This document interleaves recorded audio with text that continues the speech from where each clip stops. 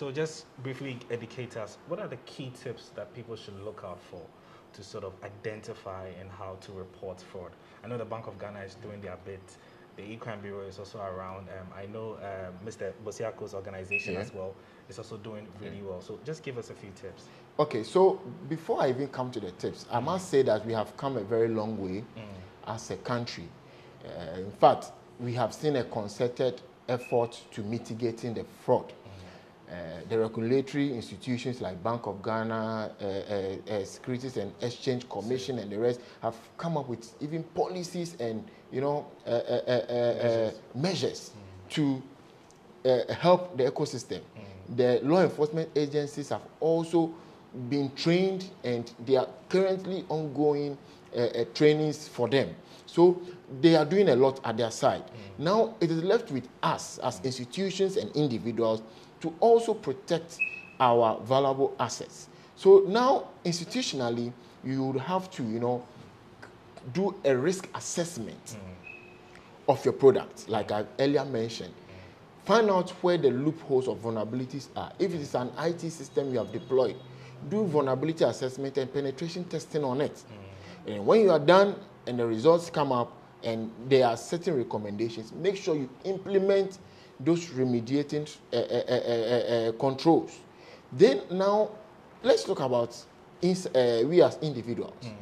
We would have to now be very careful with our online accounts. Okay. So if you have a bank account that you access online or even on your phone, it means that someone can take your phone and make a transaction.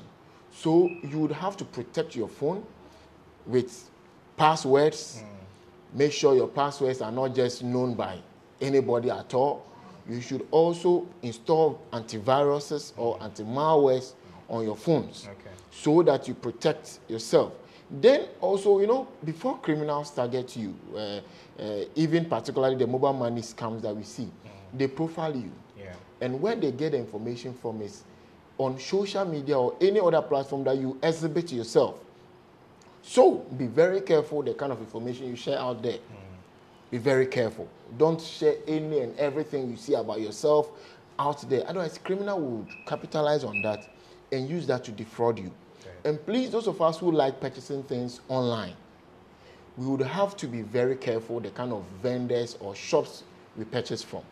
Let's do our background checks on them very well.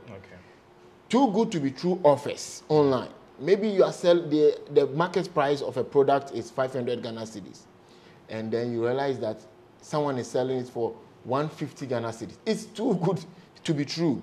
So you should be very cautious of that. And when you do these simple things, not sharing your passwords, not downloading anything at all, clicking anything, promotions on WhatsApp, and you are just clicking, please, you should be very careful on that. And when you do that, at least you can be fairly, protected.